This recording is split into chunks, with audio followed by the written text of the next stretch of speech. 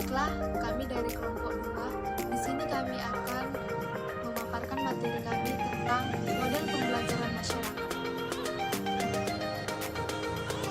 Saya Putri Melawis Paligeng dari pemateri pertama.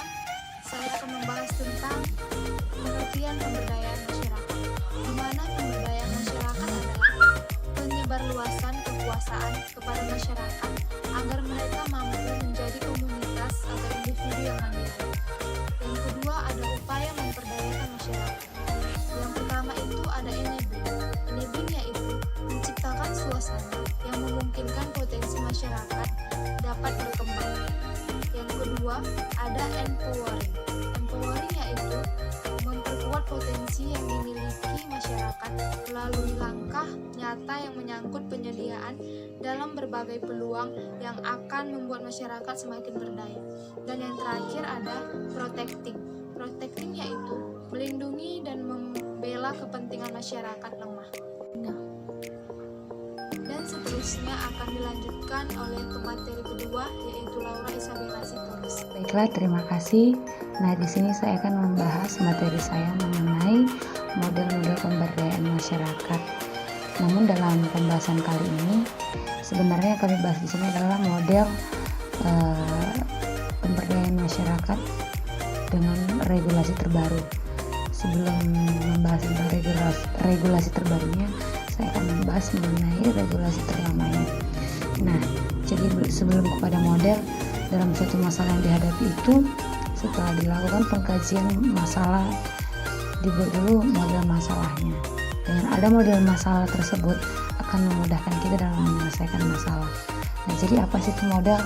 Model itu adalah penyajian masalah dalam bentuk yang lebih sederhana daripada masalah yang sebenarnya. Tetapi yang diharapkan di sini adalah mewakili masalah dan lebih mudah untuk dipahaminya. Berikut ini adalah model pemberdayaan masyarakat berdasarkan regulasi lama. Ada 3. Yang pertama itu adalah model fisik atau yang disebut dengan physical capital. Yang kedua adalah model manusia atau human capital. Dan yang ketiga adalah model sosial atau yang disebut dengan social capital. Nah, dalam model fisik atau physical capital ini yang menjadi fasilitas atau aset yang digunakan itu adalah sebagai alat dan pendukung utama terselenggaranya suatu proses pemberdayaan atau berlangsungnya aktivitas dalam rangka pencapaian tujuan pemberdayaan masyarakat tersebut. Kemudian model fisik ini diukur dengan menggunakan ada 6 indikator. Yang pertama ada sarana produksi pemberdayaan masyarakat. Yang kedua adalah sarana dan prasarana pendidikan. Yang ketiga adalah sarana dan prasarana kesehatan. Yang keempat adalah sarana dan prasarana ekonomi. Yang kelima adalah sarana dan prasarana komunikasi. Dan yang keenam adalah sarana dan prasarana transportasi. Kedua adalah model manusia atau human capital. Model manusia ini adalah aset yang berkaitan dengan segala kemampuan untuk melakukan suatu aktivitas tertentu. Nah, model manusia ini diukur dengan menggunakan 3 indikator. Yang pertama tingkat pendidikannya, yang kedua ada tingkat kesehatannya, dan yang ketiga adalah kemampuan membangun interaksi hubungan atau asosiasi antar sesama manusia. Terakhir adalah model sosial atau social capital.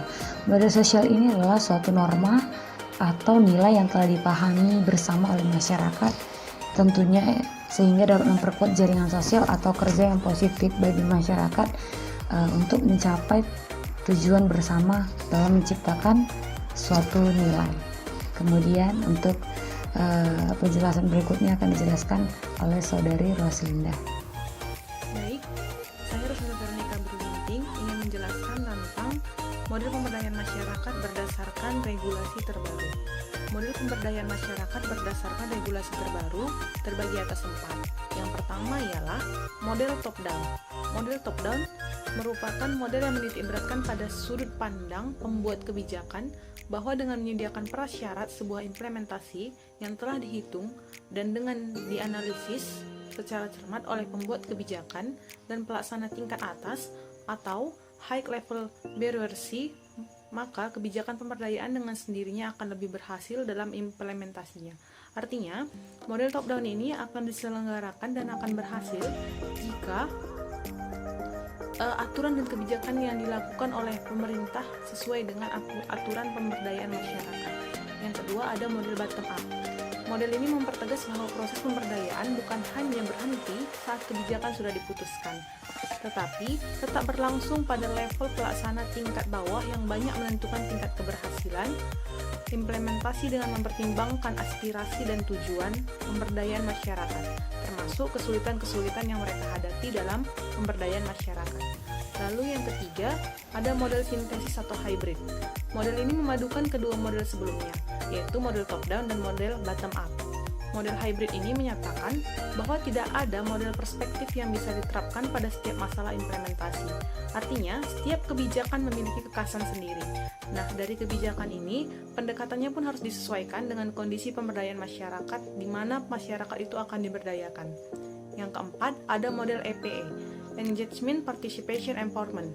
Model EPE ini menyoroti bahwa sebuah proses pemberdayaan masyarakat dimulai dengan keterlibatan atau engagement, kemudian diikuti oleh partisipasi atau participation. Yang keduanya menjadi prasyarat untuk mengembangkan masyarakat yang berdaya atau empowerment. Demikianlah hasil pemaparan materi kami